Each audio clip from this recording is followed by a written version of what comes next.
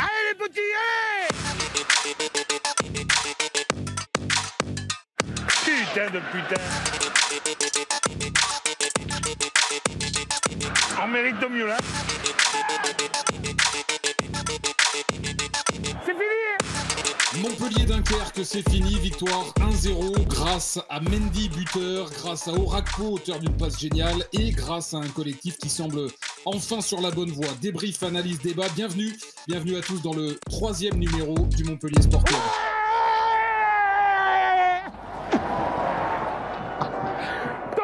On a beaucoup parlé cet été de Florent Mollet. Eh bien, Benjamin Psaume aurait rêvé de recruter un Mollet, puisque Benjamin Psaume, ce week-end, s'est encore blessé. Salut Benji. Le drame habituel. Salut Bébert, salut à tous. Ouais, blessé à l'échauffement. C'est toujours intéressant, ça. Et, péter le mollet à l'échauffement, mais j'ai quand même joué à 5%. Dans un match qui était important, c'est pour ça que j'ai joué. Et il est quand même présent, il a quand même fait une passe décisive. 4 matchs, 4 victoires, le podium et la Coupe de France le week-end prochain. Geoffrey Dernis est aussi avec nous. Salut Jo. Salut Bertrand, salut Benji, salut tout le monde. Salut Jojo. Est-ce que Geoffrey Dernis recruterait Benjamin Psaume à l'Atlas Payade? S'il joue à 5%, non. Même à 100%, je te rassure, non, on ne recrute pas. Benji et Geoffrey Dernis donc dans cette émission. Et puis il est passé du buffet du Parc des Princes à celui du stade Marcel Tribu. Maxime Reynaud, équilibré, est avec nous. Salut à tous. Ah, c'est un choc. Salut Max. Il faut se mouiller la nuque. C'est la Ligue 2 qu'on aime. Ça a son charme. C'était un sandwich. À défaut de voir des triangles sur le terrain, il voit des triangles sur les buffets. Pour commencer l'analyse de Benji, pas très emballé depuis le début de saison. A-t-il sauté au plafond samedi soir? La réponse est non, en tout cas pas en regardant Montpellier, peut-être dans d'autres activités, mais il est enfin satisfait. Ça oui, la réponse est oui. Alors, j'ai pas sauté au plafond, ça c'est clair. Mais par contre, j'ai bien aimé. J'ai bien aimé ce que j'ai vu. Max nous dira ce qu'il a vu au stade. Mais surtout cette première demi-heure, même cette première mi-temps, on va dire. Et enfin, j'ai vu les MHSC prendre un match par le bon bout et être conquérant. Faut souligner déjà dans l'ensemble, avant de parler que de nous, j'ai trouvé 2 équipes qui ont essayé de jouer déjà. Même Dunkerque a essayé, a pris énormément de risques dans les sorties de balles. Et il faut le souligner, c'est pas le cas tous les week-ends. J'ai trouvé et j'ai vu 2 équipes qui ont vraiment essayé de jouer. Dunkerque a essayé de jouer, quitte à prendre énormément de risques. Mais après, j'ai bien aimé la première mi-temps Montpellier-Rennes, j'ai bien aimé, où vraiment tous les joueurs ont été, pour moi, on en parlera individuellement, ont augmenté le curseur et ont tous été intéressants individuellement. Mais dans les intentions de jeu, tu parlais des triangles en rigolant, mais j'ai commencé à revoir un petit peu plus de mouvement, plus de décalage, des latéraux qui ont pris un peu plus les couloirs, c'est ce que j'avais un petit peu ciblé sur les matchs précédents. Et donc, j'ai bien aimé ce que j'ai vu. C'était un match, honnêtement, c'était difficile de pronostiquer parce que Dunkerque avait des situations, les MHSC aussi. Et c'est vrai qu'on débloque sur cette deuxième mi-temps qui était un petit peu plus tactique, où en s'approchant de la fin du match, on a décidé d'un petit peu peut-être moins prendre de risques côté Dunkerque. Et côté Montpellier, c'était un match un peu plus à chier en deuxième. Mais après, on a cet éclair de génie d'Orakpo qui fait un super truc sur le but. Et Mendy qui finit bien, qui met un super but aussi dans le déplacement. Son déplacement est génial sur le but. Donc ces 3 points font vraiment du bien à 10 minutes de la fin. Mais j'ai bien aimé ce que j'ai vu dans les intentions de jeu et dans le jeu. J'ai vraiment bien aimé ce que j'ai vu. Et ça confirme, quel que soit le résultat, ça confirme ce qu'on avait vu contre Saint-Étienne, où c'est la première fois depuis le début de saison. Je sais qu'on y reviendra plus tard. C'est la première fois depuis le début de saison que je vois le MHSC dans le contenu me faire 2 belles prestations. Pour moi, dans le contenu, et avec des joueurs qui sont de plus en plus, qui commencent vraiment à intégrer les consignes du coach et surtout qui commencent à revenir à leur niveau. On y reviendra plus tard en effet, mais ce sur quoi on va revenir tout de suite, c'est sur la prononciation de Orakpo. Orakpo. Il m'avait semblé en effet qu'elle était un peu limite. Tu captes pas bien. Tout à l'heure, le débat en effet dans ce 3e numéro du podcast du Montpellier Sport Club, ce sera est-ce que Zoumana Camara récolte enfin les premiers fruits de son travail. Et puis je signale aussi, j'ai pas dit en ouverture, mais qu'on sera avec Achille Nebou en fin d'émission. Achille Nebou, navigateur montpelliérain, 2e de la dernière Transat Jacques Vabre qui s'appelle désormais Café L'Or et qui prend le départ cette année de nouveau avec Gilles Damaé le week-end prochain. Grand fan Achille Nebou de la paillade. Geoffrey Dernis, Maxime Reynaud, dans cet ordre-là, qu'avez-vous pensez, est-ce que vous partagez l'avis de Benji? Est-ce que vous êtes satisfait en sortant de ce succès? Bah oui, satisfait. Après, en plus, avec l'invité que tu nous as concocté à la fin, on aurait pu croire que Montpellier aurait pris l'eau, et puis finalement pas du tout. Donc ça, c'est une bonne nouvelle. Ouais, elle était facile. Non, moi j'ai beaucoup aimé, comme disait Benji, la continuité par rapport au match de Saint-Etienne. Donc j'ai vraiment trouvé une équipe cohérente, que ce soit sur l'aspect défensif ou même offensivement. Je veux dire, là où je rejoins encore Benji, c'est que ça a été deux équipes qui ont essayé de jouer, qui ont proposé du football. Donc c'était assez agréable. Il n'y a pas eu énormément d'occasions, mais en Ligue 2, en fait, il faut juste savoir à un moment donné planter au bon moment, et c'est ce que Montpellier a fait. J'ai beaucoup apprécié vraiment le rendement collectif où on en parlait déjà contre Saint-Etienne, où j'ai vu des projections vers l'avant, j'ai vu du soutien contre Mendy. On connaît le potentiel à pouvoir garder le ballon avec des remises, avec des attaques sur les côtés. Non, c'était vraiment très cohérent. Défensivement, on a vu des gestes défensifs aussi très très bons, ce qui marque aussi les esprits. On sent une équipe qui commence à devenir vraiment très très soudée.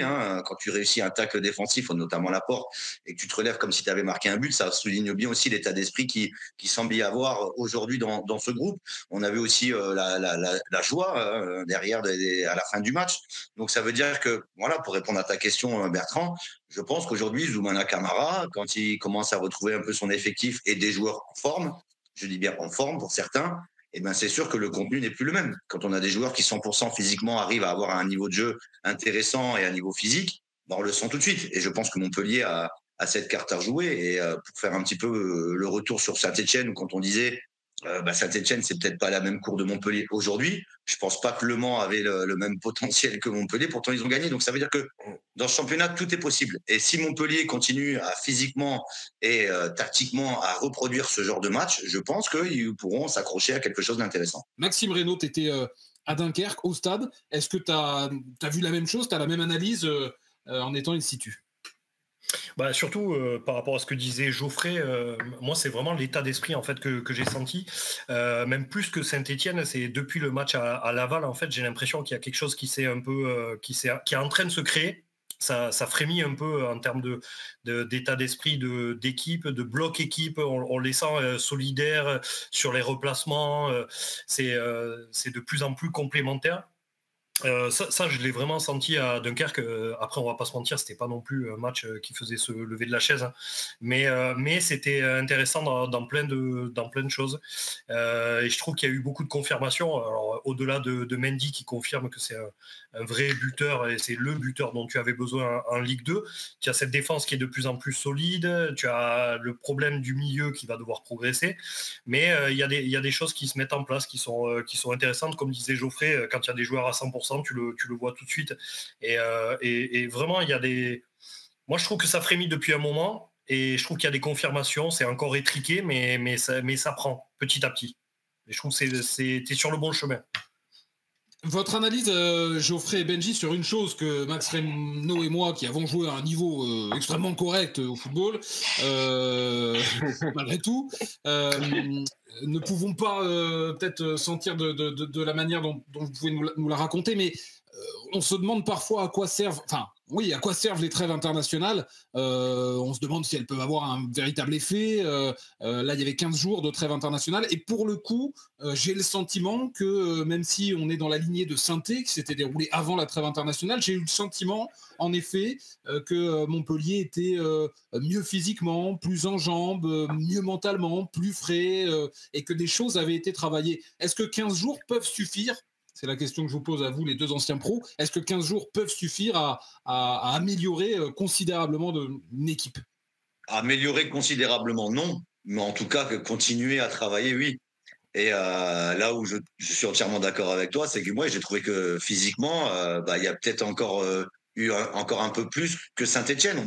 Maxime le disait très bien. Moi, les replacements défensifs, je les ai rarement vus revenir aussi vite, aussi fort, dans l'état d'esprit. Donc, je pense que ces 15 jours-là, je pense, alors je ne sais pas, j'y étais pas, mais c'est un gros travail qui a été fait. Certainement des vidéos pour montrer le début de saison, peut-être le match de Saint-Etienne, ce qui avait été fait, pas fait, sur l'aspect offensif-défensif, ce qui manquait. Donc, en fait, tu réajustes en montrant certainement des images, et tu réajustes pendant peut-être une dizaine de jours à l'entraînement, où tu répètes pour que ça se fasse automatiquement. Là, j'ai vu presque des automatismes en fait se créer que je n'avais pas vu depuis longtemps. Dans le replacement, chacun savait ce qu'il avait à faire.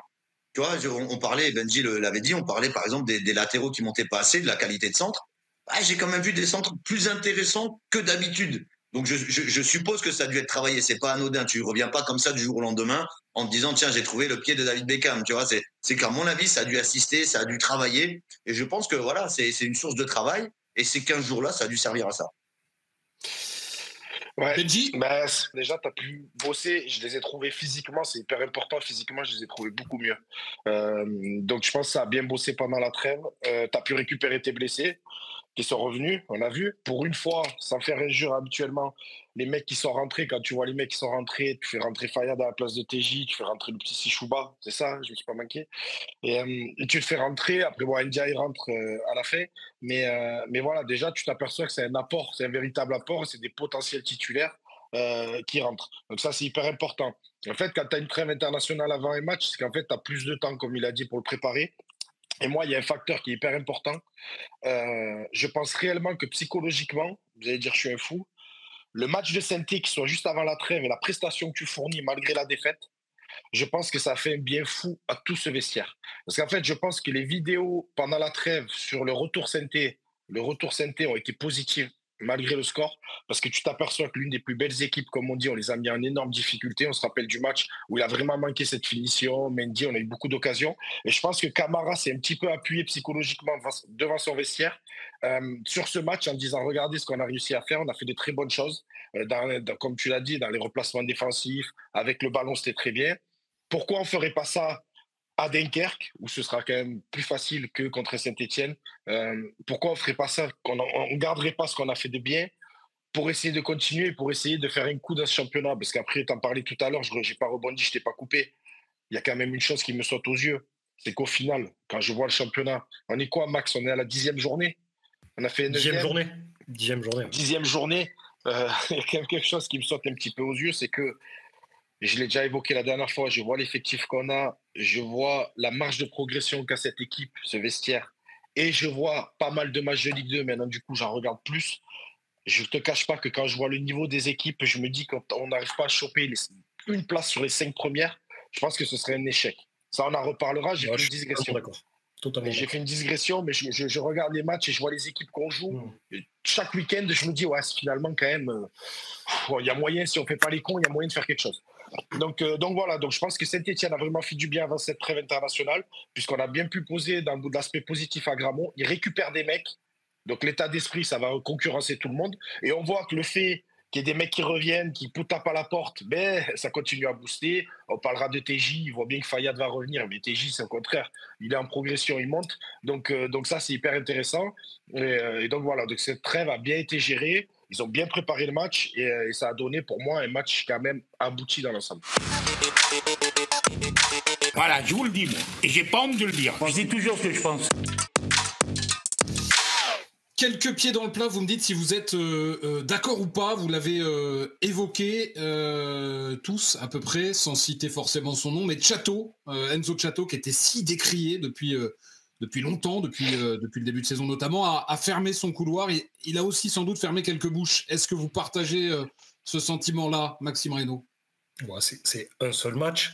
Son entrée comme Saint-Étienne avait pas été folle non plus. Mais moi, pour moi, son match a été très sérieux. Il a un rôle complètement différent de Luca Mincarelli. De l'autre côté, il est beaucoup plus haut. Mais par contre, je trouve qu'il s'entend bien avec Nicolas Pays. Il y a une certaine complémentarité dans les efforts, dans les replis. Et il prend bien son couloir. Il est de plus en plus... de moins en moins timide, on va dire. Et je trouve que ce match à Dunkerque, en tout cas pour lui, ça peut constituer une référence. Geoffrey l'a évoqué tout à l'heure par rapport à Enzo Chato, j'ai trouvé ça très vrai. Les centres étaient beaucoup plus précis, beaucoup plus intéressants, beaucoup plus dangereux. Moi, c'est un truc qui me sidère parfois. On a évoqué hors émission avec Geoffrey la dernière fois, mais c'est la qualité de centre des footballeurs, et pas seulement en Ligue 2, parfois même en Ligue 1. C'est vrai qu'on entend parfois le grand public s'étonner de la qualité avec laquelle les footballeurs frappent les pénaltys, frappent les coups francs quand ça part en tribune. Alors nous, on explique quand on connaît, quand on a joué. Mais moi, sur la qualité de centre, c'est quelque chose dont on parle peut-être moins et qui me frappe, c'est que il y a énormément. Alors, à Montpellier, je veux dire, on a été servi depuis des années avec des centres qui n'arrivaient jamais dans la surface de réparation. Moi, le dernier bon centreur latéral, très bon centreur, quand il était en forme, c'était Junior Sambia, la fameuse demi-saison qu'il fait du feu de Dieu avec Delors devant, Laborde, etc. Là, il finit à 6 ou 7 passes D, et là, on avait vraiment des centres très intéressants. Je me souviens évidemment de celui contre Lille avec le retourné d'Andy Delors, retourné acrobatique juste avant Noël. C'était juste avant l'anniversaire de Geoffrey Dernis. Bon, voilà, ça m'a marqué. Mais enfin, oui, j'ai vu Enzo Chato faire de très bons centres sur ce match-là, et c'est vraiment un truc. Mais en tout cas, je partage, et Geoffrey Dernis, Benjamin, vous pouvez évoquer évidemment Enzo Chato. Sur Chato, je suis d'accord, mais moi, ce que j'avais envie de souligner, je te l'avais déjà souligné, Chato, il a été sérieux, appliqué, il n'y a pas de souci. Comme je dis, Max, c'est un match. On ne va jamais juger quelqu'un sur une prestation. Mais il y a quelque chose que j'ai remarqué qui est intéressant. Je ne sais pas si c'est Camara qui le met en place. Je t'en avais déjà parlé, Bébert, dans une vie précédente, d'émission précédente. Moi, le football, c'est une affaire de binôme. C'est des complémentarités entre des joueurs. Et il a souligné Max, c'est pour ça que j'adhérais à ce qu'il dit. Je pense que ça bosse beaucoup entre Païs et Chato. On les voit, ils sont assez complémentaires. Parfois, Païs n'hésite pas à venir aider Chato et on sent qu'ils cherchent à se trouver. J'ai la charnière Omer Hadjic-Laporte. On voit que c'est complémentaire, ça bosse ensemble, ça bosse bien. J'ai Orakpo Il n'y arrivera pas. Et Minkarelli. J'arrive pas. Dyslexique de ouf, horrible. Et Minkarelli, qui ont essayé de combiner ensemble et tout. Et moi, la charnière, le truc vraiment inévitable, je t'en parlais, c'est Mendy avec TJ, où je veux qu'ils soient proches. Et TJ essaye de le chercher. Donc en fait, tu prends les tous, ça a tous performé sur ce match-là dans les complémentarités des binômes. Le seul binôme qui, pour moi, est en train de se chercher, qu'on n'a pas trouvé, et c'est l'un des plus importants, bien évidemment, c'est les 2-6. Les 2-6, je pense c'est le seul endroit là, après ce qui s'est passé, c'est le seul endroit où il va chercher vraiment la bonne complémentarité. On va voir ce qu'il va faire contre Nancy, on va voir ce qu'il va mettre, mais ils n'ont pas assez joué ensemble, ils ne se connaissent pas assez pour être vraiment complémentaires. Mais le jour où Zoumana Camara aura réussi dans tous ses aspects du terrain et avec ses 2-6 à trouver deux mecs complémentaires qui s'entendent bien, c'est un rouage après, c'est ça. Là, on aura vraiment une équipe hyper intéressante. Donc oui, je suis parti loin, mais tu m'as interrogé sur Chato. Mais quand j'analyse Chato, il faut que j'analyse le côté droit, moi. En fait, j'analyse le côté avec Païs, qui est très intéressant aussi. Et c'est vrai que la complémentarité de cette équipe, on le voit, elle commence vraiment à se développer. En effet, deuxième affirmation, Orakpo reste une énigme. Geoffrey Dernis. C'est bien que vous en parliez parce qu'il fait son match, il fait une passe décisive merveilleuse, et je reste mitigé sur sa prestation. C'est-à-dire que tu sens que dos au jeu, voilà, c'est un peu comme Mendy, il a gardé beaucoup de ballons, il a su contrôler, mais je pense que ce garçon-là, il doit encore se libérer. Je trouve qu'il joue pas assez les 1 contre 1, je trouve qu'il n'est pas encore assez tranchant dans ses appels.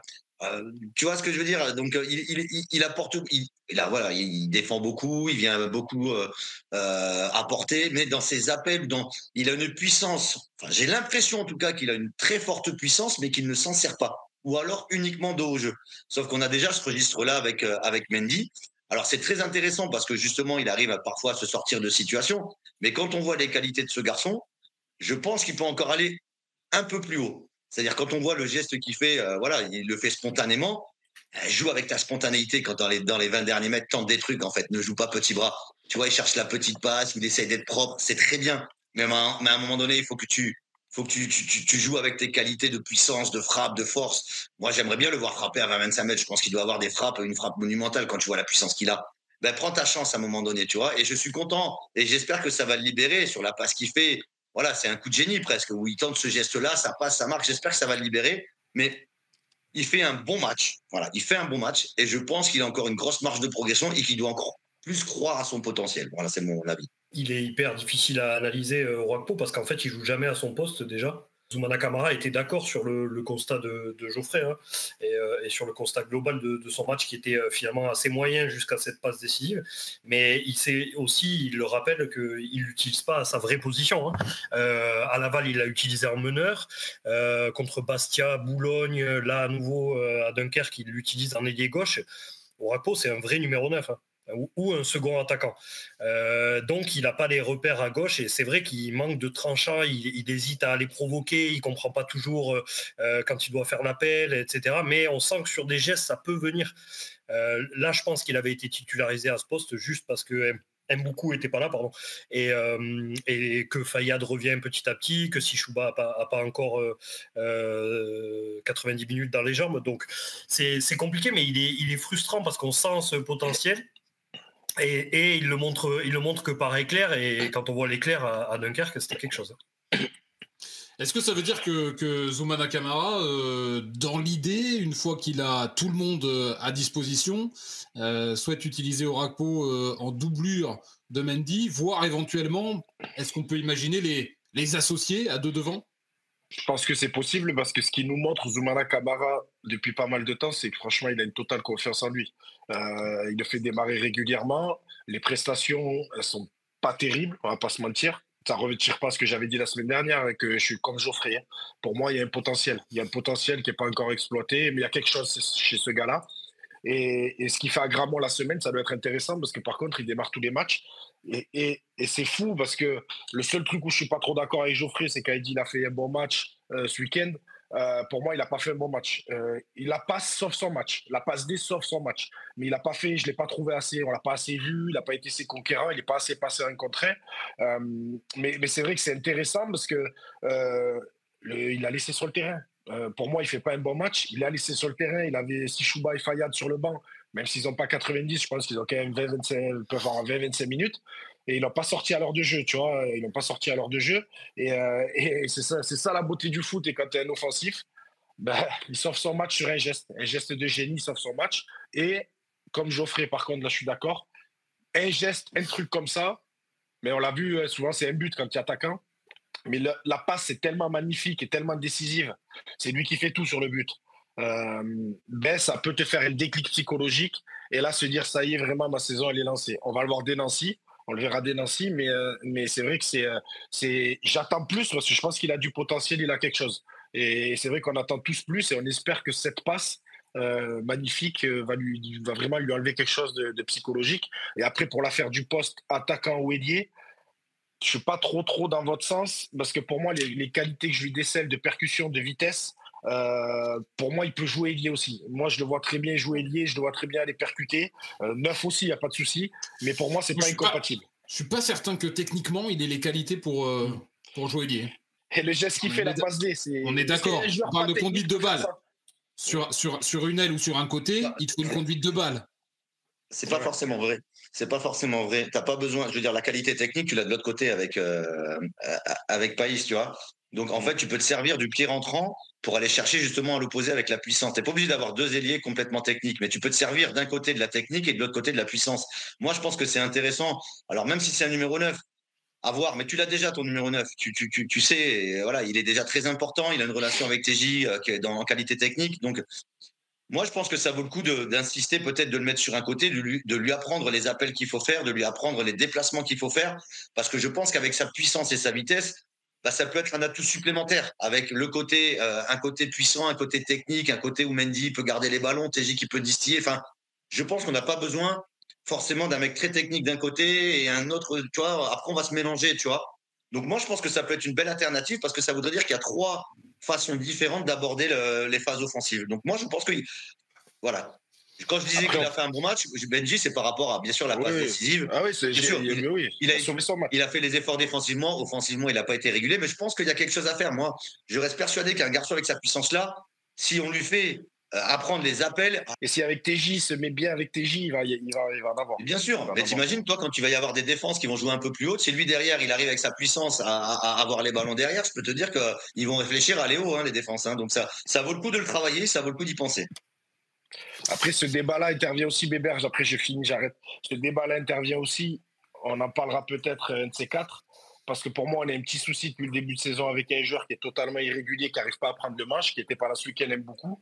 Si M'Boukou était réellement à son niveau, on ne parlerait même pas peut-être de lui sur ça. Mais le problème qu'on a, c'est qu'on a un joueur qui est en difficulté depuis qu'il est arrivé, et l'autre, il est en train de prendre le manche, et là, il a fait une bonne presta, et il va peut-être s'installer en tant que titulaire pendant un petit moment.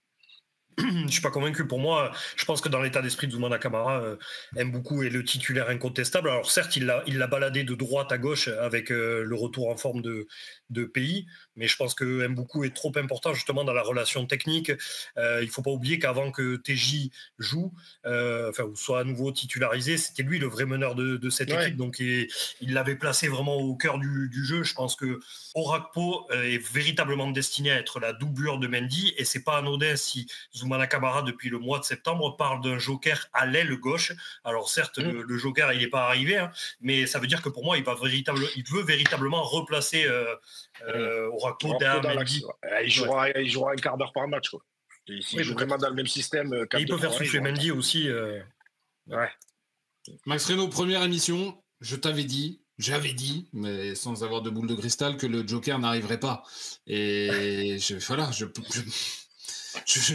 rien d'étonnant en fait. Montpellier est quoi, 7e, 6e, 7e 7e avec des résultats en dents de scie, mais pas de catastrophe industrielle, et donc avec des finances qu'on connaît, eh bien il n'y a pas de joker, et voilà. Et il s'est fait, je sais pas s'il s'est fait berner, en fait je pense qu'il a espéré, il a fait pression, il a fait des déclats Zoumana Camara en espérant avoir cet ailier. Chacun est dans son rôle, et ben on lui a dit on attendra cet hiver, il n'y a rien sur le marché, il n'y a rien qui soit dans nos prix, il n'y a rien qui soit dispo, et on va attendre cet hiver. Il l'a dit samedi à Dunkerque, hein, que la fenêtre serait sûrement cet hiver. Ouais, ce qui paraît logique. Hein. Écoutez-moi un peu. Moi, le boulard. Allez.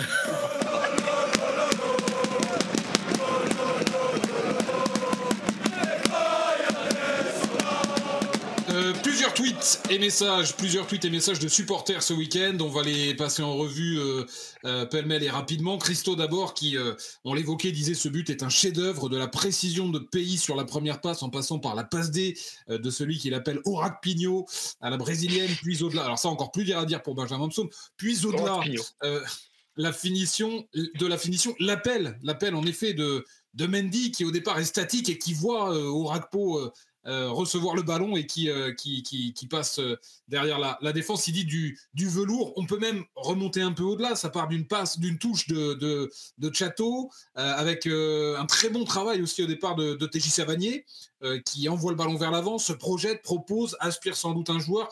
Voilà, c'est vrai que ce but est sans doute, enfin pas sans doute d'ailleurs, ce but est le plus beau qu'on ait vu depuis le début de saison. On n'en a pas vu énormément dans le jeu.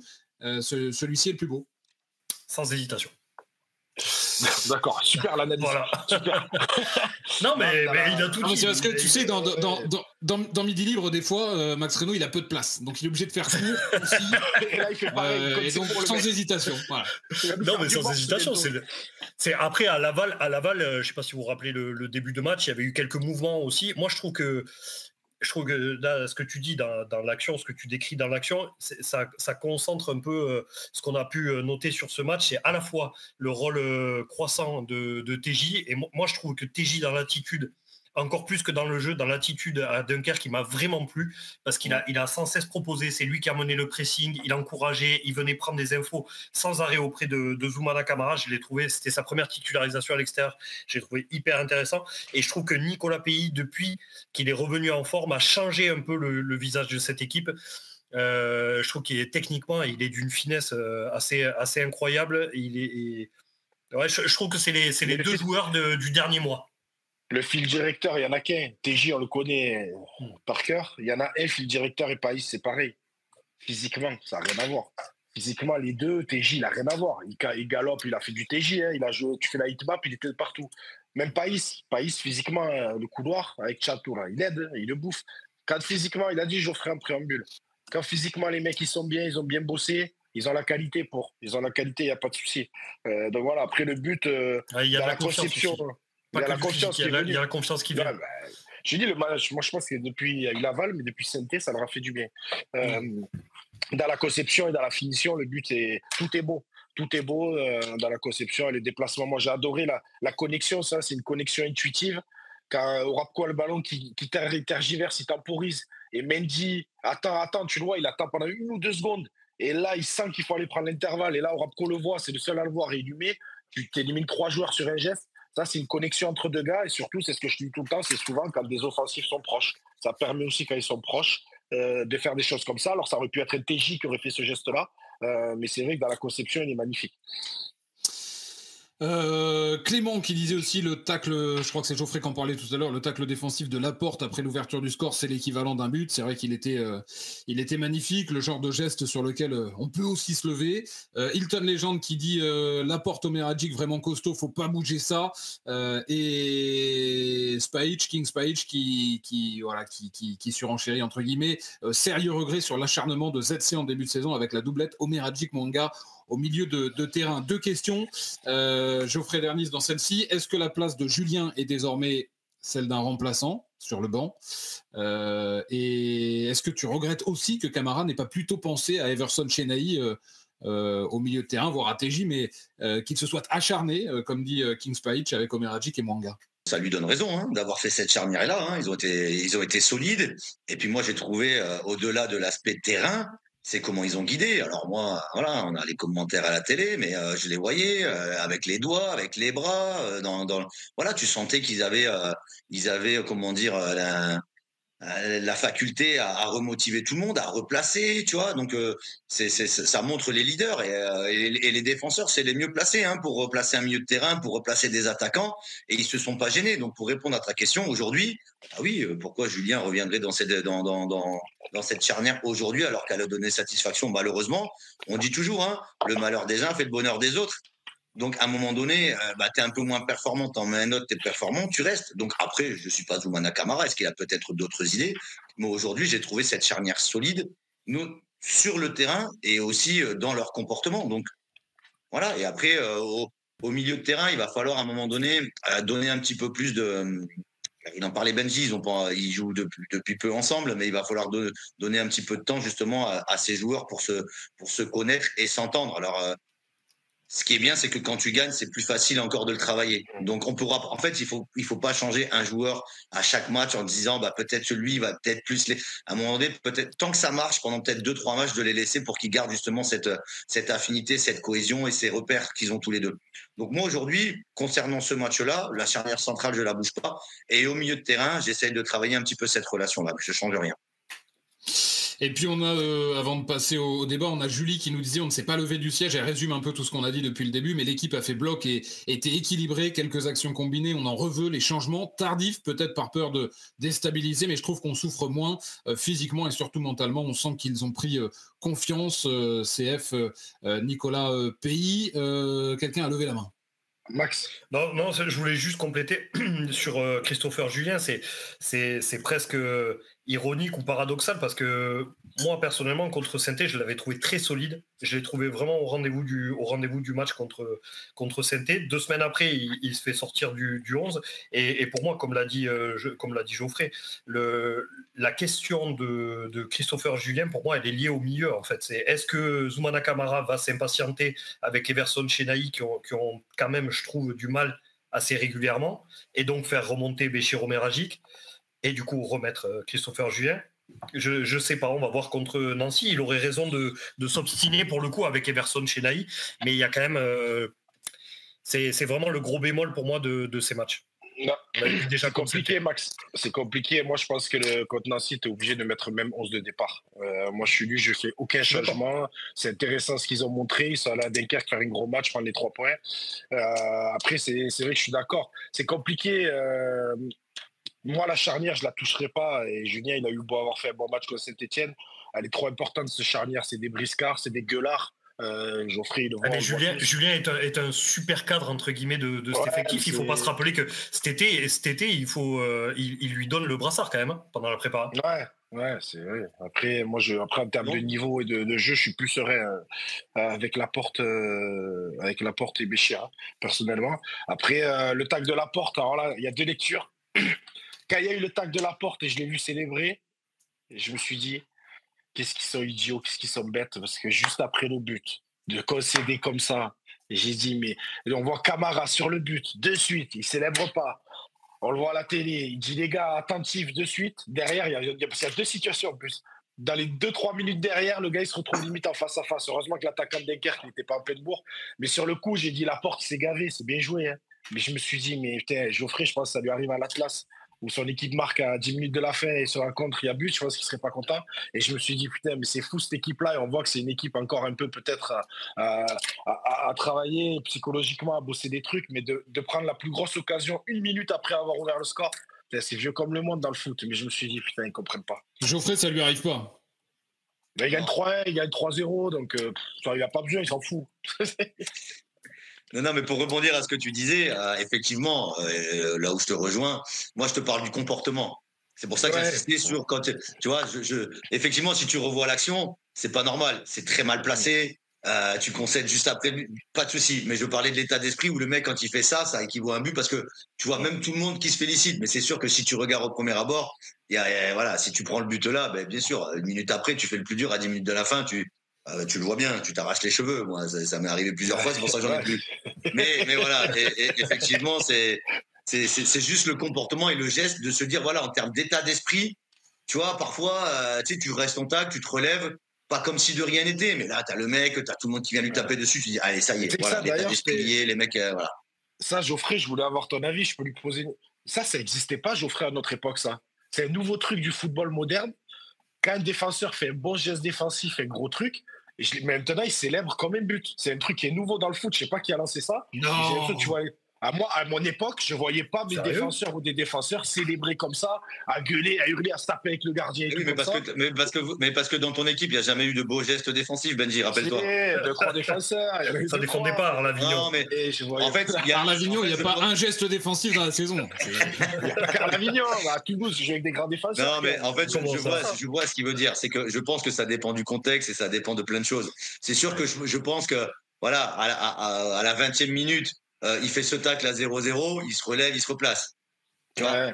Et c'est vrai que je pense qu'il y a un contexte et qu'aujourd'hui, finalement, on se rend compte que, en fait, les temps, ils ont changé. Aujourd'hui, on va pas se mentir, même les entraîneurs aujourd'hui, voilà, défensivement, c'est la base on parle d'abord défensivement avant de parler offensivement. C'est d'abord, il faut que défensivement, on soit bon et après, on se lâche. C'est pas, voilà, en gros, lâchez-vous de suite, on va proposer. Il y a toujours une base. Donc, ça veut dire qu'aujourd'hui, quand tu réussis ce geste-là, bah oui, tu réponds aux attentes de ton entraîneur, tu réponds. Et en plus, tu viens de marquer sur un match où on t'attend après une bonne performance contre Saint-Etienne. Il n'était pas là contre Saint-Etienne, il revient. C'est aussi pour lui de se montrer, tu vois, de montrer sa présence. Tu vois, parce que tout le monde parle du match de Saint-Etienne. On disait c'est peut-être le meilleur, il n'y était pas. Donc lui, en fait, pas qu'on va le cibler, mais on attend quand même beaucoup de sa rentrée. Et je pense que ça, c'est toute une gestion émotionnelle qu'il a relâchée, en fait. Et puis il se dit sans doute aussi, par rapport à ce que tu disais, Benji, il a sans doute aussi conscience qu'ils viennent dans un match avec très peu d'occasions de faire la différence en fin de match, et il se dit, on vient voilà, ça vient de nous passer tout près du cul, et je viens sans doute, en effet, de donner les 3 points, moi aussi. D'accord. C'est tout près du cul. J'avais jamais entendu. Moi non plus, jamais, j'ai jamais prononcé cette expression. Dernier message, c'était Peck MHSC qui disait tout simplement Monsieur Mendy, et ça va me permettre d'introduire le sondage qui suit, lancé hier soir sur Twitter, sur X. Quel Payadin est pour vous le joueur du début de saison? J'avais mis dans les propositions Mendy, Savanier et Omer Hadjik, mais ça pouvait évidemment être un autre que ces 3-là, Laporte, Simon, le gardien, pourquoi pas. Réponse du sondage, Mendy 35%, il arrive en tête, Omer Hadjik 24%, Savanier 22%, et 19% pensent que c'est un autre. Je vois notamment Andrea qui nous dit c'est clairement Laporte pour moi, suivi de TJ, Lucas qui nous disait Béchir, mais Laporte est pas loin. Brigitte nous disait, moi je trouve le petit Nicolas Pays fait beaucoup d'efforts, il se bat sur tous les ballons et commence à faire de belles passes, donc elle mettait Pays en numéro 1, donc vous voyez que les propositions n'étaient pas toujours suivies. J'ai Palay Le God, Payaddict qui disait Savanier pour son expérience, je dirais, quand il joue, on sent qu'on joue avec plus de vis et qu'on est moins acculé. Si Laporte, Mendy, Béchir soulage ça et là, je sens TJ plus garant d'un esprit Payad et qui permet de battre le vice de ce championnat. J'ai Ben Saint-Loup qui nous disait Mendy en 1 le guerrier, 2 Omer Hadjik le régulateur, 3 Laporte le stabilisateur, 4 Savanier le revenant et 5 Simon pour les 3 clean sheets qui font du bien. Et puis Clément également qui disait Savanier il a su revenir et s'imposer, Mendy efficace et courageux et déterminé en 2, 3 Omer Hadjik, 4 Laporte, 5 Simon. Après un début de saison assez difficile et inquiétant, il nous a fait marquer des points. J'en lirai d'autres tout à l'heure, mais votre avis d'abord On va commencer par Benjamin, Max Reynaud et Geoffrey Vernis qui conclura votre joueur du début de saison au MHSC. Franchement, tu as un peu tout dit. Tu as un peu tout dit là sur les réactions des supporters. Moi, je mettrais Mendy pour la constance et la régularité et le rôle ingrat qu'il a. Et par contre, même quand il ne marque pas et qu'il n'est pas décisif, c'est ce qu'on demande chez un attaquant, il est utile et important à l'équipe. Donc je le mettrais parce qu'on l'attendait au tournant. On savait, joueur de Ligue 2 qui met 12-13 buts par saison depuis X années, qui a l'habitude, il arrive dans un nouveau club comme ça. Il y a tout, quand tu es attaquant, faut vraiment c'est très difficile quand tu arrives dans un club, quand tu es la seule pointe, parce qu'il faut te connecter avec tout le monde. Et on l'attendait, et pour moi, il répond présent. En plus, il n'a pas de réussite encore. Il se procure les occasions, mais il fait énormément de montants. On l'a revu là ce week-end. Il fait énormément de montants, donc il y a une marge de progression où il va en planter encore plus. Donc, je mettrais Mendy. Après, Béchir, on le connaît. On l'a tellement nommé aussi dans les bons joueurs, dans les meilleurs joueurs. On a tout le temps encensé que j'avais envie de changer. TJ, j'attends, parce que TJ, il est en phase ascendante. Il a fait un début de saison où il ne jouait pas. Donc, c'est depuis le début de saison, j'attends. Païs, c'est peut-être la même chose. Peut-être tu me refais le sondage dans 1 mois et demi, 2 mois, après avoir enchaîné 4-5 titularisations. Je te mettrai TJ et Païs. J'attends un petit peu. Mais ce qui m'intéresse, au lieu de faire des titres vraiment individuels, ce qui m'intéresse, c'est que tu prends à peu près tous les joueurs qu'il y avait dans le 11, Chateau, qui tu veux. Les 11, pour moi, sont en progression. Honnêtement, sont en progression. Même le petit Chenaï, on parlait des 6 et tout. Mais je le trouve de mieux en mieux. Et ce qui est intéressant dans la dynamique de groupe, c'est que les 11, pour moi, et même les autres qui sont rentrés, sont en phase ascendante. Maxime Reynaud, ton joueur du début de saison. Béchir Omeradjik, j'imagine. Lui demande même pas. Non, parce qu'il faut expliquer à Geoffrey que Max, c'est l'agent de Béchir, le frère, le voisin, c'est tout. C'est la famille. Oui, ça change de tout. Il a titré quand même dimanche matin, Béchir Omeradjik offre la victoire à Dunkerque. C'est faux. Non, mais comment pas relever Mendy, c'est sûr. Il a un rôle tellement important, encore plus après la saison affreuse qu'on a vécue offensivement. À tous les niveaux, mais offensivement, où il manquait véritablement un buteur. Je trouve qu'il offre tellement de connexions, il s'arrache tellement, il se frustre pas, alors que sincèrement, il est pas. Lui, il le dira pas. Et au contraire, il dit que les arbitres le font pas exprès. Mais moi, je trouve qu'il est vraiment pas bien arbitré dans cette Ligue 2. Il aurait pu tellement s'agacer, il pourrait tellement baisser les bras, il continue. Après la barre à Dunkerque, je me suis dit, il va être dans le trou et le gars rebondit. Alors, il a 31 ans et il a l'expérience pour rebondir, mais effectivement, il faut y être où il est à chaque fois. Il fait tellement planer une menace. Sincèrement, les défenseurs centraux de chaque équipe, tu sens qu'ils sont fébriles dès qu'ils voient arriver Alexandre Mendy. Ils savent qu'ils vont passer un sale après-midi. Ouais, pour moi, c'est incontestablement le joueur de ce début de saison. Après, Nicolas Payet a changé, je le disais tout à l'heure, a changé le visage offensif de cette équipe. TJ est en train de changer aussi véritablement quelque chose. Et puis, il faut se souvenir d'où il revient. Béchir, dans la régularité, il est capable de tout faire. Mais Julien Laporte aussi, je ne l'enlèverai pas non plus. Il y a ces collectifs. Je suis d'accord, il y a quelque chose de collectif aussi. En effet, je pense qu'avec lui, les défenseurs vont passer des sales après-Mendy. Oui. Heureusement que tu peux couper ça. Ça, c'est l'introduction de l'émission. Ça, c'est le teaser de l'émission. Heureusement que tu peux faire ce que tu veux. Je vais rejoindre un petit peu la majorité. Le pourquoi du comment. Pourquoi Mendy ? Parce que déjà, c'est le joueur qui, depuis le début de la saison, a enchaîné tous les matchs. Avec différents partenaires, avec différents systèmes, avec tout ce que vous voulez. Aujourd'hui, jugé malgré l'apport indéniable de TJ ou de pays, le problème c'est qu'ils n'ont pas été sur l'ensemble de tous les matchs. Donc on voit l'évolution, mais on ne peut pas juger Mendy qui a tout fait depuis le début, qui s'arrache avec des joueurs qui reviennent depuis 2-3 matchs et qui font du bien, effectivement. Omeradjik qui a été un peu traballé à droite à gauche, donc on sait la performance. Donc moi je vais rejoindre Benjamin sur le fait qu'on en reparle dans 1 ou 2 mois où tout le monde aura joué à son poste, tout le monde aura enchaîné les matchs et je pense qu'il peut y avoir un peu plus de bagarre pour savoir qui va être le meilleur. Mais ça voudra dire que tout le monde aura été bon en fait. Donc c'est ça qui est intéressant. Et je reste persuadé qu'il y en a peut-être d'autres qui vont, avec la confiance, peut-être surprendre.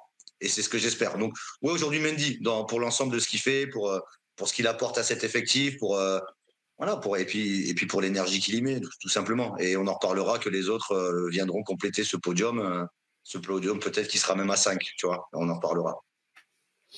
Il y avait d'autres commentaires sur ce sondage. J'ai Papaladin, la Otino Costa, qui disait aucun joueur n'est le joueur Payadin. Je lui ai demandé pourquoi. Il me dit pour sortir un mec du lot, il faut de la régularité. Personne ne l'a été. Si je suis sympa, je dirais Laporte, et encore son rouge contre Boulogne nous a plombé. C'est ce que j'allais dire.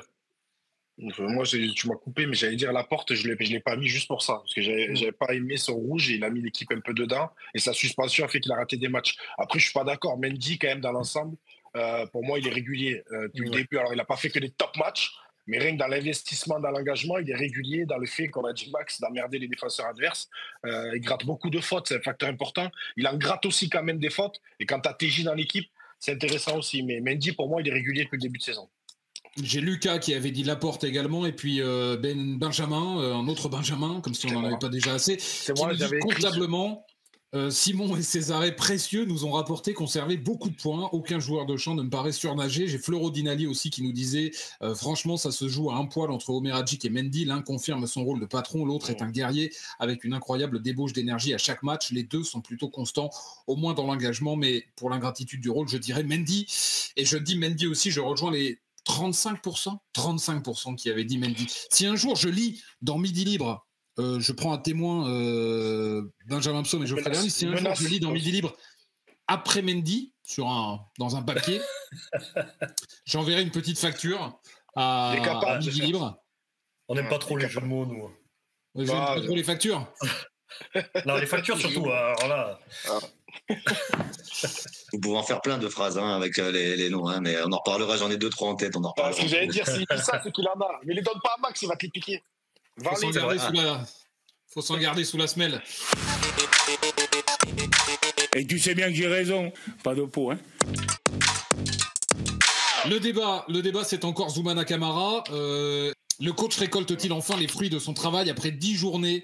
Est-ce que vous avez cette sensation qu'une partie du mérite lui revient et que enfin la saison est lancée et que en effet il aura fallu attendre plusieurs mois à cheval sur 2 saisons pour voir Zoumana Camara au pied de l'arbre récolter les fruits qui sont en train de tomber?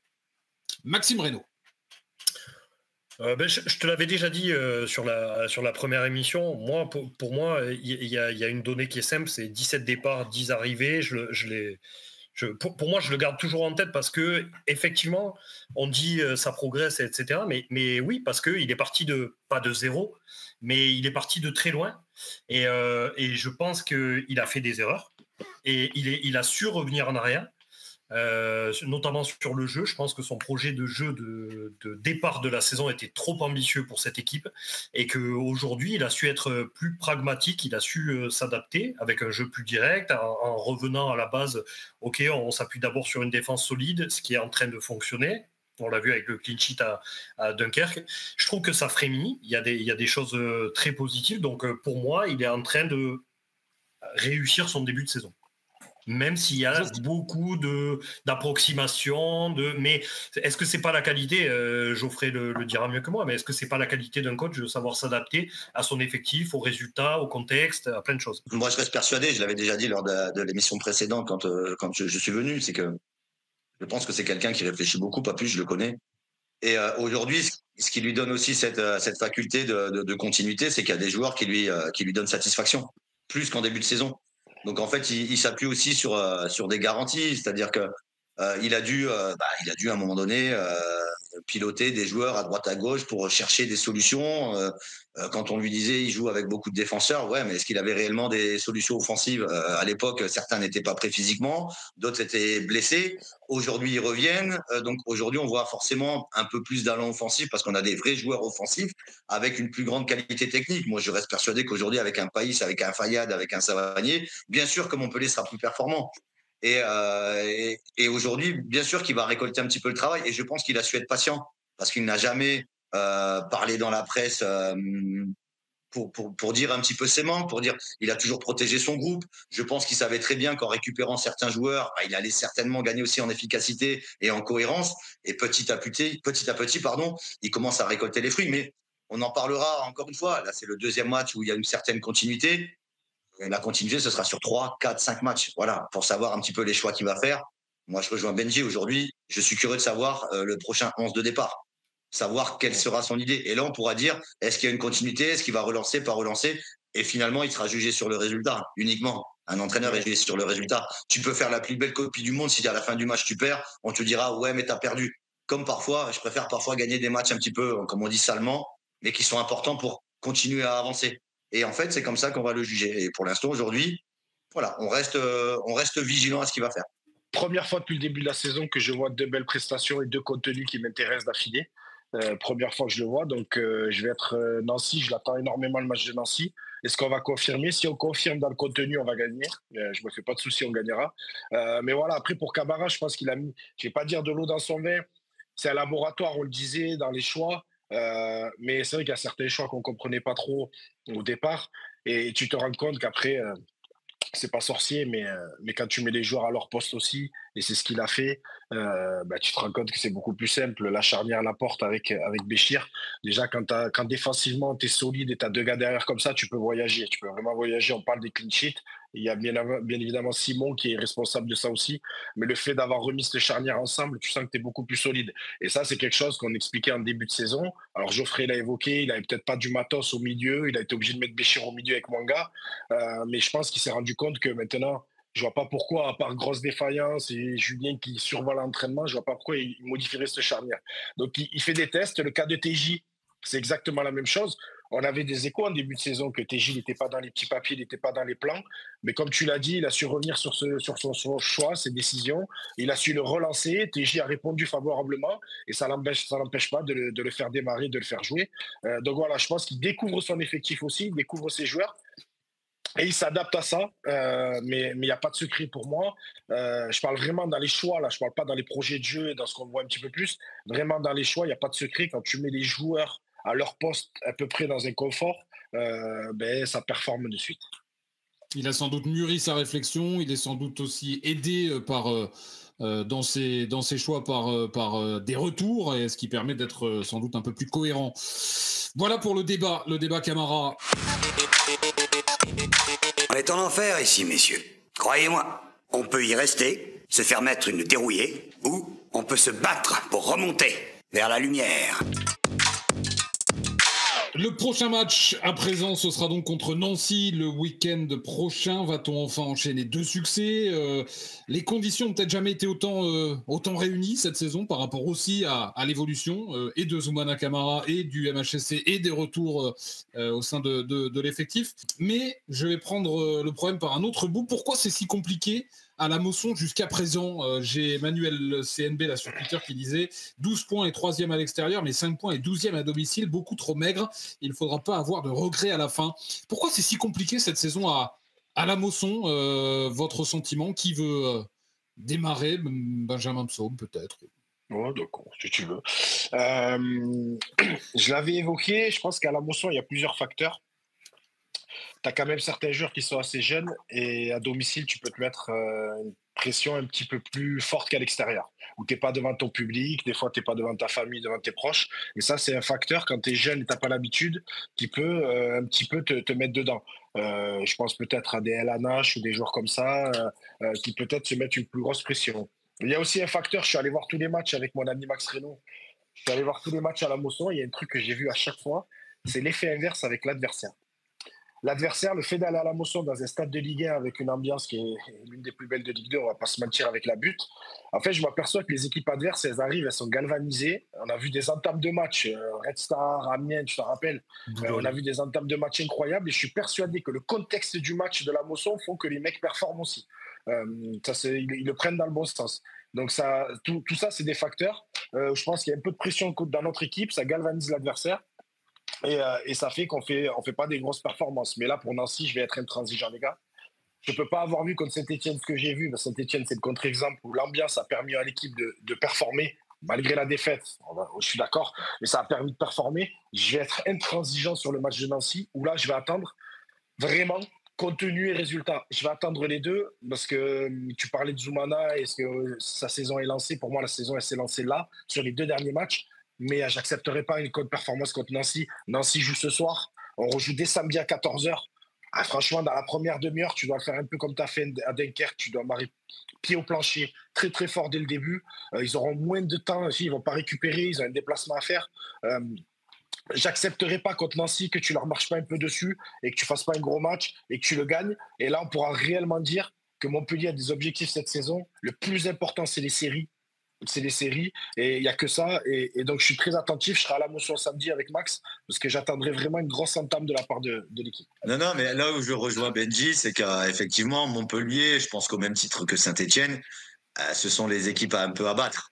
Donc forcément, les équipes viennent et en fait, j'ai pas envie de fondre quasiment le match de l'année, mais presque en fait. Il y a toujours ce petit truc en plus quand tu joues contre ce genre d'équipe. Donc forcément, c'est déjà plus compliqué pour Montpellier, même si tu veux déjà dès le départ. Parfois, tu vois des matchs et tu te dis, mais ils ont pas joué de la même façon contre nous. T'as l'impression que contre nous, ils couraient de partout, parce que t'es Montpellier, parce que c'était une équipe phare de ce championnat. T'as un vrai stade.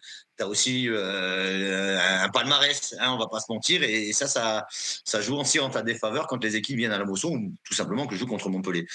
Mais à côté de ça, il faut que ce soit une force aussi. Il faut qu'en fait, ce soit une force de jouer à la Mosson. Il faut que devant ton équipe, en fait, t'es le surplus même que quand les équipes viennent avec l'envie de te battre. C'est-à-dire que toi, tu viens, il faut que tu leur dises, mais en fait, toi, tu vas venir là, et en fait, on va rien te laisser, en fait. Après, un match de foot, ça reste un match de foot. Tu sais pas ce qui peut se passer. Des décisions arbitrales, des erreurs, ça arrive. Mais par contre, il faut qu'à un moment donné, tu franchisses ce cap. On parle de la jeunesse de cet effectif, mais à un moment donné, si tu veux faire une bonne carrière, il va falloir que tu oublies assez rapidement. C'est bon, le championnat a commencé, on a la 10e journée, tu as vu un peu tous les stades, tu connais la Mosson. Allez, maintenant, tu fais abstraction à ça et tu envoies, quoi. Aujourd'hui, tu es sur une bonne dynamique. Il faut garder cette dynamique. Tu sors d'un bon match contre Saint-Etienne et alors que tu as perdu, tu as l'occasion, après une bonne performance à Dunkerque, d'enchaîner une deuxième victoire consécutive qui permettrait encore plus d'avancer au classement. J'ai envie de dire, c'est le moment. On enlève tous les contextes, on enlève tout ça et vous faites ce que vous savez faire et vous jouez. Donc voilà, moi, un peu comment je vois les choses pour ce match de Nancy. Maxime Reynaud. Ouais, non, mais c'est carrément le moment, d'autant plus que ça fait un moment que c'est pas arrivé. La dernière fois que tu as enchaîné 2 victoires, c'était en janvier, quand tu as fait l'enchaînement Monaco-Toulouse. Ça paraît, on a l'impression que ça fait des luttes. C'est 2 seules victoires. Mais c'était 2 seules victoires sur la deuxième phase. C'est fou. Mais d'ailleurs, on a posé la question ce week-end à Zoumana Camara parce que finalement, tu as déjà gagné 3 fois à l'extérieur et tu as gagné qu'une fois à la Mosson contre Bastia. Comment il l'explique, lui, il dit qu'il ne faut pas oublier le trauma justement de la saison dernière. Et de tout ce que remue le fait de jouer à la Mosson, mais que maintenant, comme a dit Geoffrey, il était temps déjà d'enchaîner 2 victoires et puis aussi de remercier les supporters pour tout ce qu'ils font depuis le début de la saison, parce que sincèrement, vu d'où on revient, vu d'où Montpellier revient, qu'il soit à ce point-là aujourd'hui, notamment les ultras de la butte, c'est assez incroyable. Donc ouais, Nancy, là, c'est un vrai moment charnière. C'est le moment d'enchaîner clairement pour en plus peut-être être dans le top 5. Tout à l'heure, Benji disait que tu n'avais jamais eu autant l'occasion. Tu as eu l'occasion Bastia-Boulogne, c'était un vrai tournant et tu l'as raté. Là tu peux pas là, tu n'as pas le droit de le rater.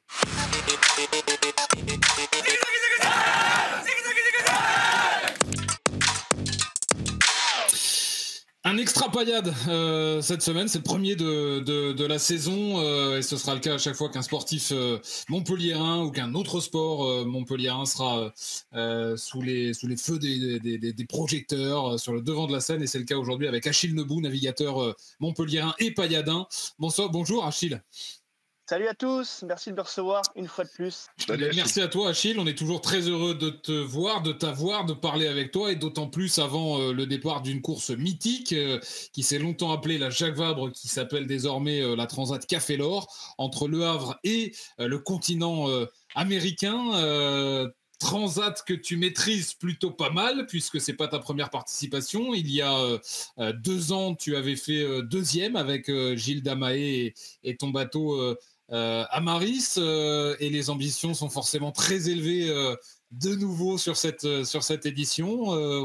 Quand on pense à Achille Nebou, on ne pense qu'à une chose, c'est la victoire finale. Est-ce que c'est le cas aussi pour toi ?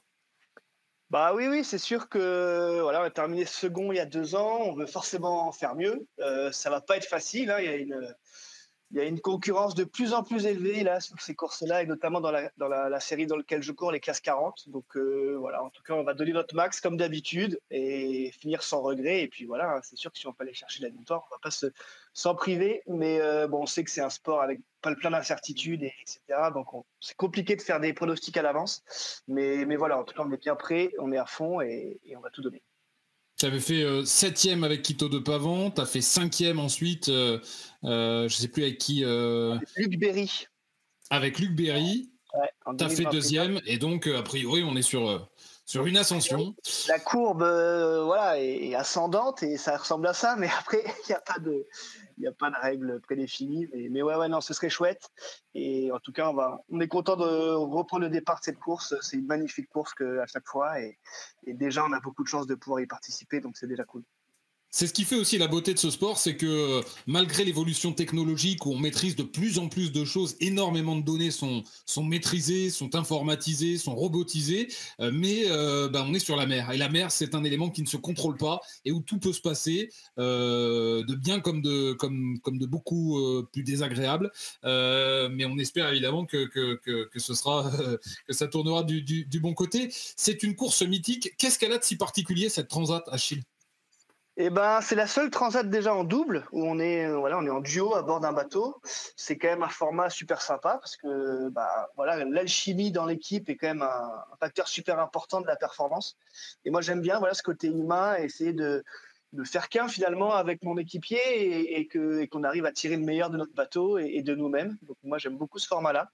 Et puis effectivement, je crois que c'est la 32e année de cette transat. C'est une des plus vieilles qui existe dans ce sport-là, qui est la course au large. Et donc voilà, elle a changé un peu de nom cette année, mais le parcours est le même qu'il y a 2 ans.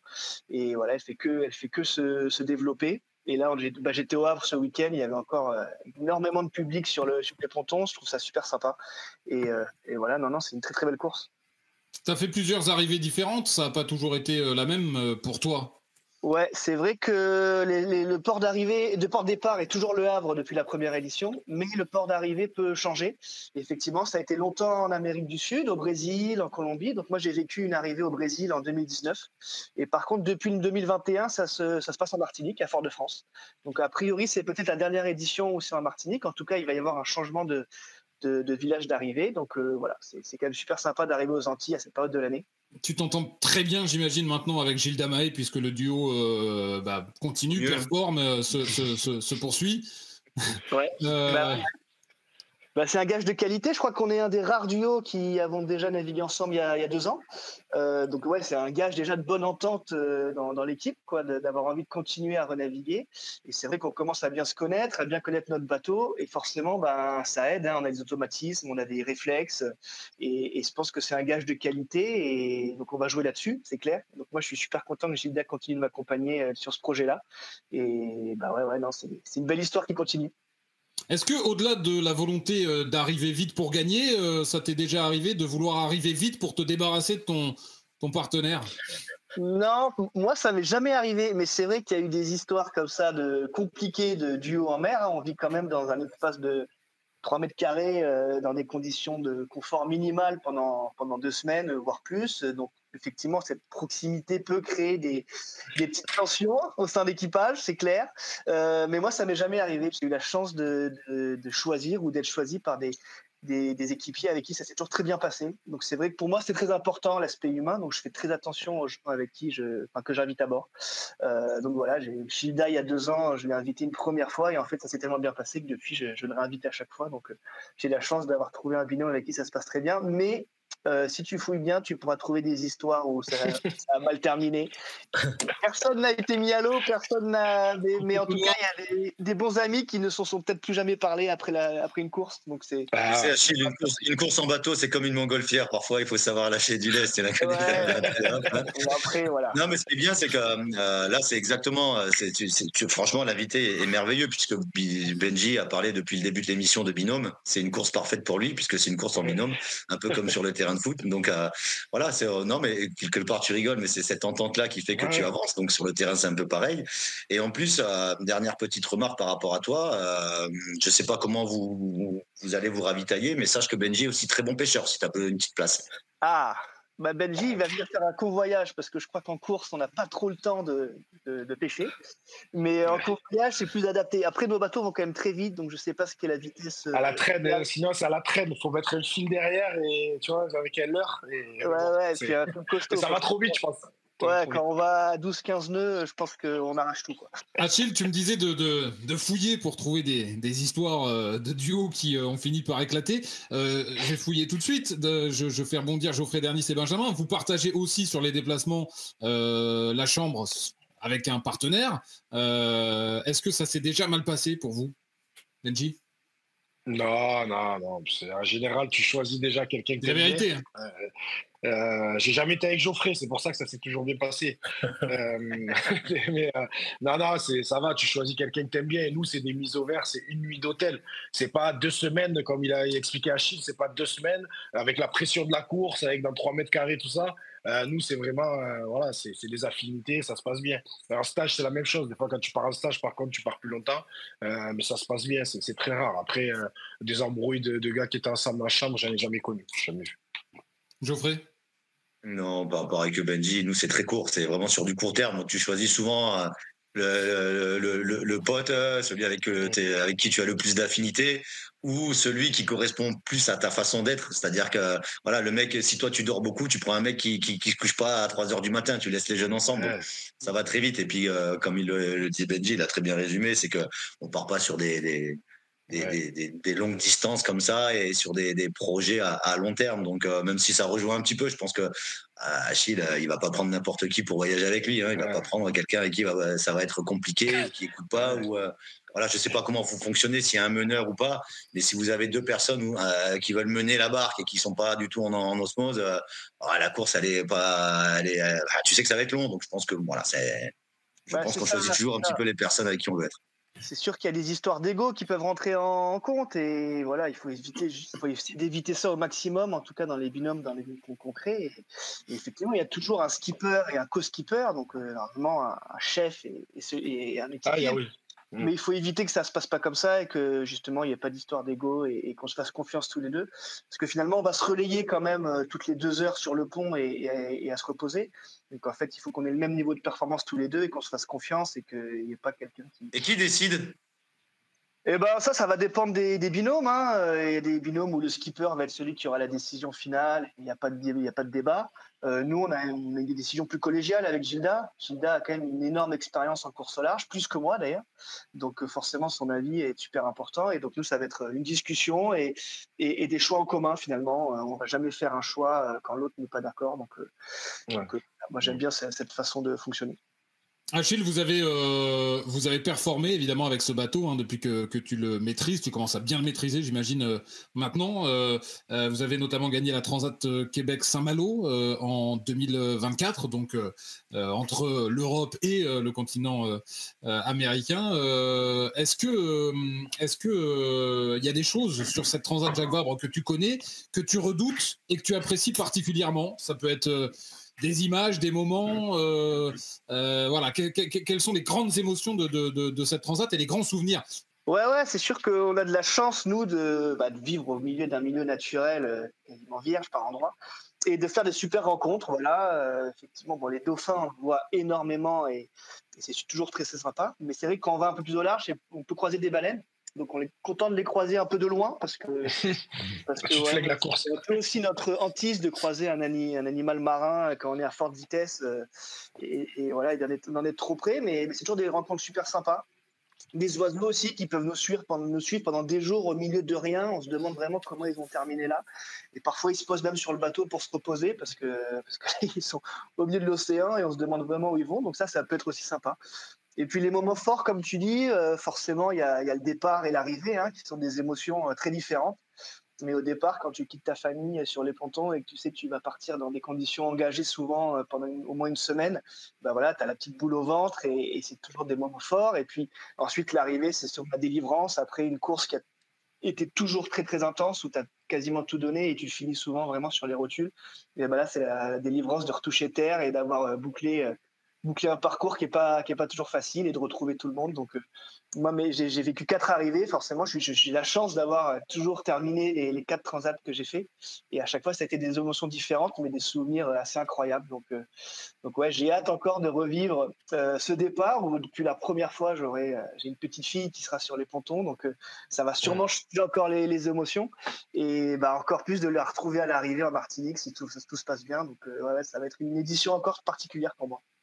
Ouais, j'imagine que d'ailleurs, c'est pas alors tu sais pas encore ce que c'est, mais en tout cas dans l'appréhension, c'est pas la même chose de partir quand on est seul que quand on est père. Ouais, tout à fait. Déjà, c'est pas la même chose que partir quand on est en solitaire ou en double, parce que l'année prochaine, je participerai à la Route du Rhum où je serai tout seul sur mon bateau. Donc, c'est pas tout à fait pareil. Donc là, j'ai quand même Gilda avec moi et c'est déjà très rassurant en termes de sécurité, tout deux à bord. Mais effectivement, après, il y a le côté perso et la famille à terre qu'il faut laisser pendant quelques jours et c'est pas tout à fait évidemment les mêmes émotions et je pense que je navigue pas tout à fait de la même manière depuis que je suis père depuis 1 an et demi qu'avant, mais ça donne aussi je pense un supplément d'âme pour essayer d'aller le plus vite possible à retrouver. Donc ça veut dire que tu vas un peu plus dormir sur ton bateau finalement, tu vas mieux dormir. Peut-être, mais là j'ai la chance d'avoir une petite fille qui dort extrêmement bien, mais ouais non ça en tout cas c'est vrai que j'ai plutôt bien vécu les réveils nocturnes de ma fille qui a eu quand elle était petite, parce qu'on est habitué à se réveiller très vite, à se rendormir très vite, donc ça m'a pas trop perturbé. Quel âge elle a maintenant? Elle a eu 1 an et demi à 2 jours, tu vois. D'accord. Donc pour pas perdre la main, tu pourras border Gilda Mahé, tu pourras lui faire des blédinas. Exactement. Il va pas comprendre quand il va lui dire viens prendre ton biberon. Il va dire pardon, c'est réflexe. Ça réflexe. Bon, en tout cas, ce sera évidemment, tu le disais, un moment très fort. C'est toujours très beau à voir, que ce soit en direct ou à la télé. Un départ de Transat Café L'Or ex-Jacques Vabre, c'est spectaculaire. Voilà, le passage dans le chenal. Ensuite, quand tous les bateaux sont en mer, c'est d'ailleurs très dangereux. C'est un moment très risqué de la course. Voilà, et puis ensuite, l'arrivée, moi, j'espère qu'on verra arriver très vite et très en forme et très heureux à Fort-de-France. C'est aussi très spectaculaire les arrivées, parce que ce qui est génial aussi avec la voile et ce type de sport et de course, c'est que c'est très incertain par rapport à tous les aléas qu'il peut y avoir. On sait pas, il n'y a pas un départ et une heure, il y a une heure de départ, mais il n'y a pas une heure d'arrivée. Et donc, moi, j'ai souvenir en ayant fait 2 Jacques Vabre à Itajaí et à Salvador de Bahia, que voilà, on peut être réveillé en pleine nuit parce qu'on nous dit, la direction de course nous dit, ça y est, ils arrivent, ils sont tout prêts et voilà, et les arrivées vont se succéder comme ça pendant plusieurs jours, voire plusieurs semaines, si ça arrive très tôt et le dernier très tard. Et donc, c'est vraiment très très beau à voir. La voile est un sport qui gagne à être connu parce que c'est des histoires humaines, c'est un sport spectaculaire, c'est un sport physique aussi. Enfin voilà, c'est un sport qui rassemble énormément de choses très très plaisantes. Ouais. Et n'hésitez pas, dimanche prochain à 14h, live sur France 3 National, pendant, je sais pas, 1 heure ou 2, des 4 classes de bateaux. On est 4 classes de bateaux différentes à participer à la course. Les premiers, les trimarans ultimes, les plus gros bateaux du monde et les plus rapides partiront à 14h. Et tous les quarts d'heure, on enchaînera les départs. Et donc les classes 40 partiront en dernier à 14h45. Donc voilà, on espère que le programme sera respecté parce que comme tu dis, normalement on a une date de départ, mais il y a 2 ans, il y a une tempête qui est passée par là et ça a chamboulé tout le programme. On a dû s'arrêter à Lorient, repartir. Ça avait été une édition particulièrement chamboulée sur le programme. On espère que cette année, les conditions de dimanche prochain seront plus favorables et qu'on pourra tous partir à l'heure prévue vers la Martinique. Donc voilà, au début d'après-midi. Et ce qui serait extraordinaire, mais bon, ce serait que Achille... en live sur France 3 en pleine mer et un drapeau Montpellier Sport Club. Voilà, ça serait... Il faut que tu me l'envoies, tu as 1 semaine pour me l'envoyer au Havre et si tu me l'envoies, je l'embarque, promis. C'est vrai, sérieux? Ouais. Attention, parce que je peux faire ça dès demain matin, je peux aller à la poste. C'est pas lourd un drapeau. Parce que on est au kilo près dans le matos qu'on embarque sur nos bateaux. Ouais, j'imagine. On pèse tout, mais un drapeau, je crois que je peux l'accepter. C'est léger, je remplace un t-shirt par un drapeau et puis tu mettras le même t-shirt 2 jours de suite. Ouais, voilà. non, franchement, si tu fais ça, il n'y a pas de souci, j'embarque le drapeau. Allez. Merci beaucoup, Achille. De rien, merci à vous de m'avoir reçu. Merci, Achille. Merci. On va suivre tout ça. Merci beaucoup, Achille. C'était un plaisir de t'avoir avec nous. Montpellier derrière toi, la Paillade derrière toi. Et puis voilà, que le meilleur gagne, mais on espère que ce sera toi le meilleur. Que le meilleur gagne, mais on va tout donner pour faire arriver le plus vite possible en Martinique. Allez, merci Achille, à bientôt. Ciao, à bientôt. Merci Achille. Ciao.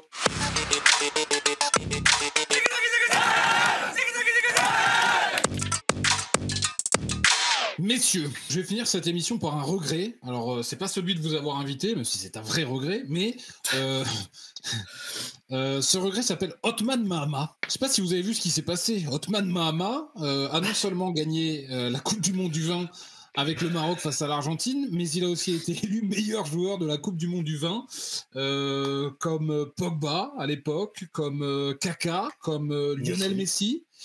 Othman Mahama était Montpellierin la saison dernière, il est aujourd'hui à Watford, il a été vendu pour une bouchée de pain, soyons clairs par rapport au potentiel du joueur. J'avais dit la saison passée, on n'était pas forcément toujours raccord avec Benji sur ce sujet, mais que moi c'était un vrai regret sportif, que voilà, je pense que Mahama, même s'il avait montré certaines limites, celles d'un jeune joueur à qui tout sourit ou tout a souri par le talent jusqu'à présent, et qui doit voilà, apprendre ensuite à ce que c'est que d'être un professionnel, mais je pense que voilà, il fallait juste être patient, lui laisser du temps, l'accompagner, l'encadrer, le cadrer, et que Mahama aurait dû faire beaucoup de bien à Montpellier, au moins une saison, vu ce qu'il est en train de réaliser. Je ne suis pas certain qu'on avait vu beaucoup de talents pareils, bruts, depuis longtemps à la Paillade. Il se compte peut-être sur les 10 dernières années sur les doigts d'une main ou des deux mains. Voilà, vrai regret en voyant aujourd'hui ce que fait Othman Mahama, au moins en sélection. Évidemment, à Watford, c'est une autre histoire. Il est arrivé en championship, dans un championnat extrêmement exigeant, notamment physiquement, et donc il lui faudra du temps, comme il faut sans doute souvent beaucoup de temps aux joueurs qui s'exportent très jeunes dans des championnats pareils pour performer. Mais en tout cas, ce qu'il fait avec la sélection me fait dire que Montpellier a eu tort. Ouais, après, on va pas faire un débat sur sa saison dernière, mais il faut être deux aussi pour parfois réussir des performances et que le joueur y mette du sien et que le club y mette du sien. Tu as parlé du club, mais le joueur, je suis pas sûr qu'il ait fait tout le nécessaire la saison dernière pour performer à Montpellier. Je pense qu'il avait surtout très envie de partir et de montrer son talent ailleurs. Par contre, c'est clair que son talent, on l'a vu notamment sur la demi-finale contre l'équipe de France. Quel joueur, quand il veut, quel joueur, quand il est en pleine possession de ses moyens, quel joueur, et sûrement quand il fait les efforts, quel joueur. Mais je suis pas sûr qu'à Montpellier, il ait fait tout ça. De toute façon, Bébert, on l'a vendu combien? Moins de 2. Bonus compris. Après, c'est l'offre et la demande. Je pense que lui, il ne serait pas resté. Je ne le voyais pas rester après tout ce qui s'est passé avec le club. Je ne le voyais pas rester au club. Et après, le club voulait s'en séparer et tu as eu une offre à 2 millions. Ne t'inquiète pas, si Laurent Nicolin il avait pu le vendre 5-6, il aurait vendu 5-6. Mais c'est comme d'hab, c'est l'offre et la demande. Et il est parti à 2 millions. Dunkerque qui va vendre sans doute Guessimi Yassine, l'autre pépite de cette équipe du Maroc. Je pense que le prix sera supérieur à 2 millions d'euros. On verra. C'est ce que je veux dire, Benji, c'est que si tu l'avais gardé, qu'il te faisait une saison en Ligue 2, que tu l'avais cadré, canalisé, et qu'il t'avait fait aujourd'hui ce qu'il a fait, et qu'il était Montpellierin, tu le vendais pas 2 millions. Bien sûr, mais est-ce qu'il le voulait? Est-ce que lui, il avait vraiment envie de rester à Montpellier en Ligue 2? C'est ça la grande question. C'est ça et moi, je pense que c'était faisable. C'est la grande question. Tu penses que c'était faisable? Ouais. Moi, je pense pas. Une année, c'était faisable. Geoffrey? Honnêtement, je sais pas. Moi, j'ai la même réflexion que vous. C'est est-ce que lui voulait vraiment évoluer en Ligue 2 à Montpellier, en sachant qu'il avait que des bouts de match, qu'on lui reprochait certaines choses. Est-ce qu'il avait envie de changer à Montpellier? Est-ce que s'il était resté à Montpellier, il aurait eu ces rendements-là Est-ce que le fait de bouger, ça lui a pas obligé à changer quelque chose? Tu vois ce que je veux dire? Parfois, quand tu es dans un confort, tu veux pas l'entendre. C'est quand tu pars. Et oui, effectivement, peut-être l'histoire de partir lui fera du bien. Mais est-ce que de rester à Montpellier, ça aurait été bien aussi pour Montpellier? Quelle aurait été l'incidence qu'il aurait eu dans un vestiaire, en se considérant peut-être comme un crack, en se disant mais moi même si je joue pas, tu vois ce que je veux dire? En fait, il y a tout un côté qu'on maîtrise pas, c'est comment il était dans le vestiaire et comment il se comportait. C'est la seule chose que je peux vous dire, parce qu'en termes de talent, on est tous unanimes, on a vu qu'il avait un gros potentiel. Mais est-ce que réellement dans un groupe, il était là, il va aller en Championship, je t'explique, quand il va pas faire les efforts, ça va lui faire drôle. Est-ce qu'à Montpellier, est-ce qu'on l'aurait autorisé à faire ça? Est-ce qu'on n'aurait pas dit c'est pas grave si tu le fais pas parce que tu as du talent? Là-bas, ils s'en foutent en fait. C'est ce que j'allais te dire. Est-ce qu'il n'a pas fait une super Coupe du Monde aussi parce qu'il est arrivé dans un nouveau club avec des nouvelles exigences où ça rigole pas et il a fait une bonne prépa, il a corrigé peut-être certains trucs et ça fait que là, son potentiel se révèle encore plus contrairement à ce qu'on avait vu à Montpellier. C'est ça aussi, le changement de club. C'est possible, mais voilà, je voulais quand même qu'on en parle parce que forcément, c'est assez... en tout cas, il a fait une grosse Coupe du Monde, c'est une évidence, ça c'est sûr. Et on lui souhaite de réussir à Watford. Vraiment, on lui souhaite de se poser, de réussir. Benji, qu'est-ce qu'on te souhaite, toi, de soigner ce mollet Oh, bon, tranquille, c'est pas grave. C'est pas grave. T'inquiète pas. Je joue pas à l'Atlas Payade. On te souhaite évidemment de te qualifier le week-end prochain en Coupe de France pour jouer Montpellier dans 2 matchs. J'espère. Merci beaucoup. Maxime Reynaud, on te souhaite de ne pas utiliser l'expression sale après-midi parce que sinon ça coûte très très cher à ta boîte et ça pourrait avoir des incidences sur tes déplacements. Totalement. En tout cas, merci beaucoup, messieurs. C'était un plaisir. Est-ce qu'il peut le placer s'il te cite, Bertrand? Ah oui, s'il me cite, oui. Voilà, s'il te cite, voilà, il faut... Voilà. Je me sens obligé, là. Bon match contre Nancy, bonne semaine, bon match contre Nancy samedi, on suivra ça évidemment, on se retrouvera lundi matin pour le podcast, le 4e numéro du Montpellier Sport Club. Merci Jo, merci Benji, merci Max, à bientôt. Merci à tous. Allez, ciao les copains. Voilà, c'est tout. J'étais poli, j'ai pas dit de gros mots. Vous n'avez pas de questions, tout va bien, je peux me casser? C'était pas très catholique.